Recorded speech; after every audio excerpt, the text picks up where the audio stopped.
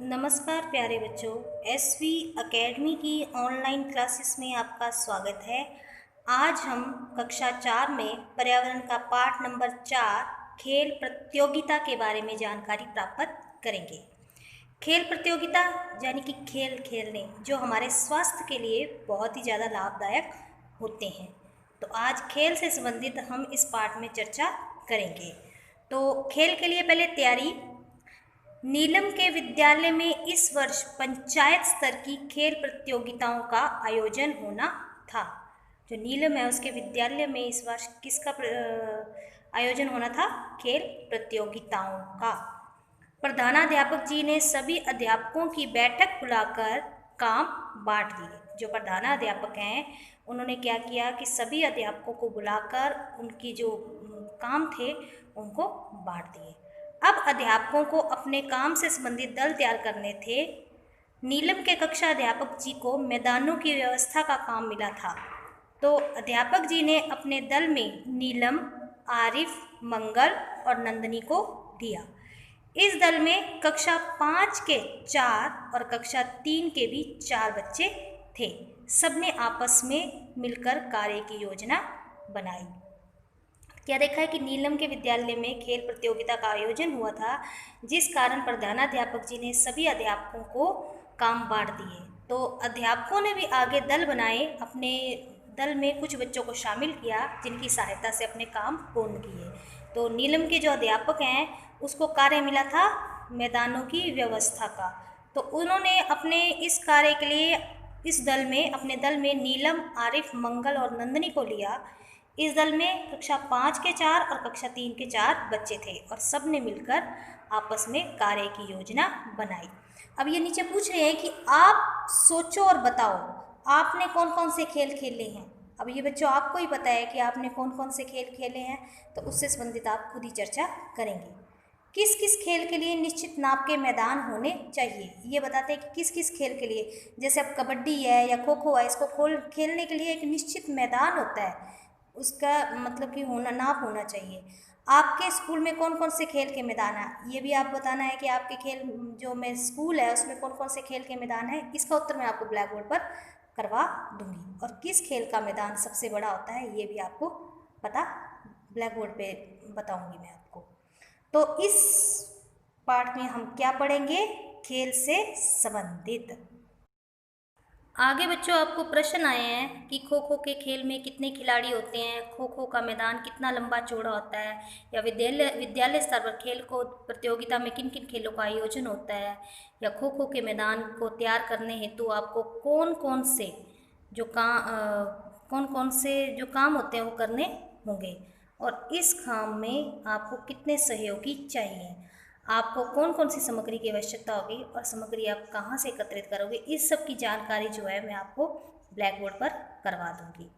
उसके पश्चात देखो, बच्चों ने योजना के अनुसार सभी आवश्यक सामग्री जैसे कि चूना, प्राथमिक चिकित्सा पेटी, टेबल, कुर्सी, परिणाम तालिका, जो खिलाड़ी खेलेंगे उनके फार्म की फाइल, दर्शकों के बैठने के लिए स्टूल, विसल यानी सीटी आदि एकत्रित कर लिए। देख लो खेल के लिए कौन कौन से सामान की चाहिए थी आवश्यकता।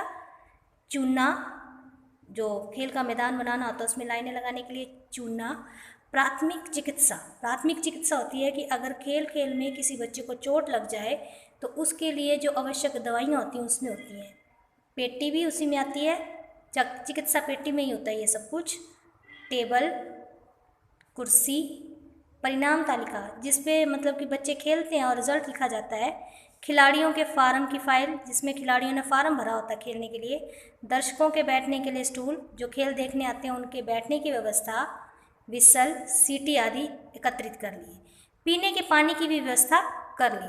अब बच्चे खेलेंगे तो पीने के लिए पानी भी चाहिए, दर्शकों को भी चाहिए, खेलने वालों को भी चाहिए और देखने वालों को भी। तो उसके बाद क्या होता है, बच्चों के दो जो दल होते हैं वो खेलों के अनुसार 2 भागों में उनको बांटा जाता है। नीलम कबड्डी के मैदान की पर व्यवस्था कर रही थी। जो नीलम है उस क्या कर रही थी? कबड्डी के मैदान की व्यवस्था कर रही थी। तो नीचे इन्होंने पूछा है कबड्डी का मैदान कितना लंबा चौड़ा होता है। उससे संबंधित मैं आपको ब्लैक बोर्ड पे करवाऊंगी। और जो प्राथमिक चिकित्सा पेटी होती है उसमें कौन कौन सी चीज़ें होती हैं ये भी आपको ब्लैक बोर्ड पर करवा दिया जाएगा। अब मैं आपको जो बच्चे कबड्डी खेलते हैं उनके नियमों के बारे में बताऊंगी कि कबड्डी खेलते समय कौन कौन से नियम होने चाहिए। सबसे पहला, जिसकी बारी है वह खिलाड़ी बिना सांस तोड़े कबड्डी बोलेगा।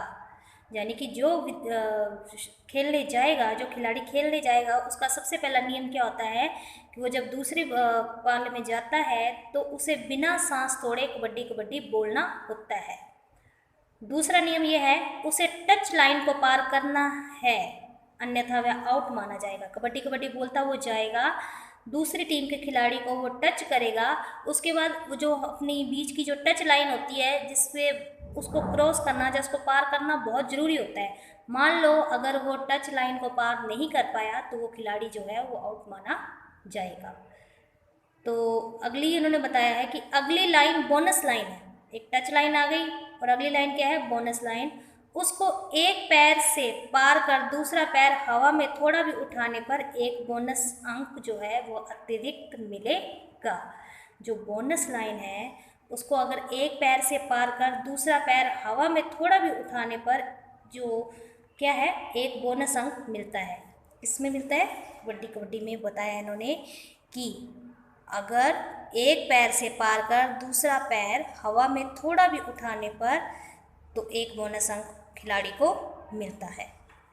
उसके पश्चात इस दौरान जितने खिलाड़ियों को छूकर मध्य रेखा को छू लेगा उतने ही अंक उस टीम को मिलेंगे।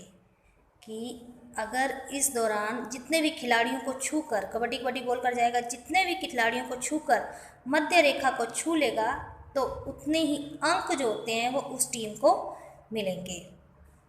अगला नियम इन्होंने बताया है, यदि वह पकड़ा जाता है, यदि वह खिलाड़ी पकड़ा जाता है तथा मध्य रेखा तक नहीं पहुंच पाता तो वह आउट माना जाएगा और साथ ही जो विपक्षी टीम है उसको एक अंक मिलेगा।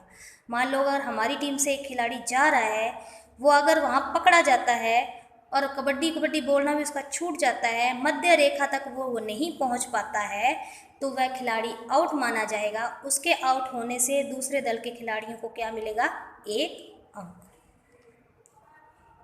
उसके पश्चात कबड्डी में आउट खिलाड़ी उसी क्रम में वापस पाले में आएंगे जिस क्रम में आउट हुए। कबड्डी का जो खिलाड़ी है जिस क्रम से आउट होता है उसी क्रम से ही वह वापस पाले में आएंगे। 20 मिनट व 10 मिनट का मध्यांतर होगा। 20 मिनट जो होते हैं, खेल जब 20 मिनट का हो जाता है उसके बाद 10 मिनट का मध्यांतर होता है, आराम करने के लिए मिलते हैं। 20 मिनट के खेल के बाद 10 मिनट का मध्यांतर होगा। मध्यांतर के बाद 20 मिनट का खेल और होगा। 20 और 20 कितने हो गए, 40 मिनट का खेल और 10 मिनट का मध्यांतर 50 मिनट। 20 मिनट का खेल होता है, 20 मिनट के खेल के बाद 10 मिनट का क्या मिल जाता है, मध्यांतर, यानी कि उनको रेस्ट करने के लिए मिलते हैं।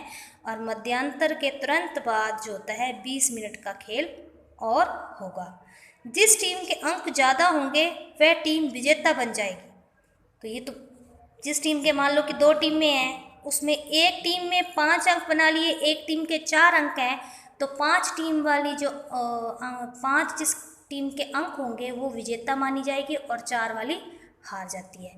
और एक ऐसा भी होता है कि मान लो अगर दोनों टीमें 5-5 अंक प्राप्त करती हैं तो दोनों की दोनों ही विजेता घोषित की जाएंगी।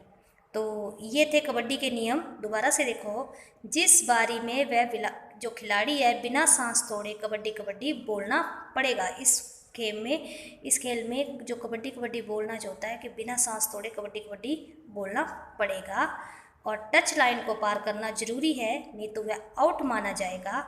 अगली लाइन जो होती है वो बोनस लाइन है, उसको एक पैर से पार कर दूसरा पैर हवा में थोड़ा भी उठाने पर एक बोनस अंक प्राप्त होगा। इस दौरान जितने खिलाड़ियों को छूकर मध्य रेखा को छू लेगा तो उतने ही अंक जो होते हैं उस टीम को मिलेंगे। यदि वह पकड़ा जाता है तथा मध्य रेखा तक नहीं पहुंच पाता है तो वह आउट माना जाएगा, साथ ही विपक्षी टीम को अंक मिलेगा। कबड्डी में आउट खिलाड़ी उसी क्रम में वापस पाले में आएंगे जिस क्रम से वह आउट हुए हैं। 20 मिनट बाद 10 मिनट का मध्यांतर होगा और मध्यांतर के बाद 20 मिनट का खेल और होगा, और जिस टीम के अंक ज़्यादा होंगे वह टीम जो क्या मानी जाएगी, विजेता टीम मानी जाएगी।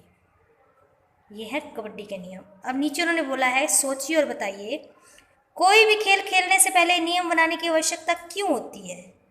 क्योंकि वो नियम इसलिए बनाए जाते हैं कि हर एक खेल को कायदे से खेला जाए। और उसके बाद आप भी कोई नया खेल खेलने से पहले क्या कोई नियम बनाते हैं तो उदाहरण दीजिए। इनके उत्तर जो है वो आपको ब्लैक बोर्ड पर ही करवाए जाएंगे। ये देखो प्यारे बच्चों, यहाँ पे एक चित्र दिया हुआ है जिसमें कबड्डी खेलते खेलते बच्चों को दर्शाया गया है, और साथ में खेल की भावना पर टिप्पणी दी गई है कि खेलते खेलते एक खिलाड़ी के पैर में मोच आ गई। खेल रहा था एक खिलाड़ी, तो उसके पैर में मोच आ गई। तुरंत उस दल के खिलाड़ी दौड़ पड़े और उसे उठाकर मैदान से बाहर लाए। प्रभारी कोई उपचार करे उससे पहले ही सामने वाले दल के एक खिलाड़ी ने अपने बैग से दर्द निवारक दवा निकालकर लगाई। घायल खिलाड़ी को थोड़ा आराम आने के बाद खेल फिर शुरू हुआ और उसकी जगह पर नया खिलाड़ी आ गया। खेल की भावना है, देखो खेल खेल रहे हैं बच्चे, लेकिन उनमें भावना नहीं है वैर की, क्योंकि देखो इसमें साफ बताया है कि उस दल का खिलाड़ी, जिस दल का खिलाड़ी घायल हुआ था, तो दूसरे दल के खिलाड़ी ने ही उसको दवा दी, दर्द की दवा लगाई। तो खेल में जो है वो भावना कभी भी लड़ाई की नहीं होनी चाहिए, हमेशा दूसरे दल को भी अपने साथी ही मानकर चलना चाहिए। खेल खेल में कभी भी दूसरी भावना को नहीं लेके आना चाहिए।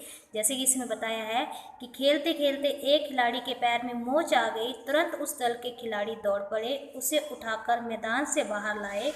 प्रभारी कोई उपचार करे उससे पहले ही सामने दल के एक खिलाड़ी ने अपने बैग से दर्द निवारक दवा निकालकर उसको लगा दी, और जब उस खिलाड़ी को थोड़ा सा आराम आया तो उसकी जगह पर जब खेल शुरू हुआ तो उसके स्थान पर क्या हुआ, किसी दूसरे खिलाड़ी को भेज दिया गया। अब ये कहते हैं, सोचो और बताओ कि टीम के साथियों ने घायल खिलाड़ी की सहायता क्यों की? क्यों की थी? क्योंकि वो उनका साथी था, उनको सहायता करनी ज़रूरी थी। और जो टीम सामने खेल रही थी उसने घायल खिलाड़ी को दवा क्यों लगाई? क्यों बताओ? उसके दिल में उसके प्रति सहानुभूति थी, वो खिलाड़ी को अपना ही साथी मानता था।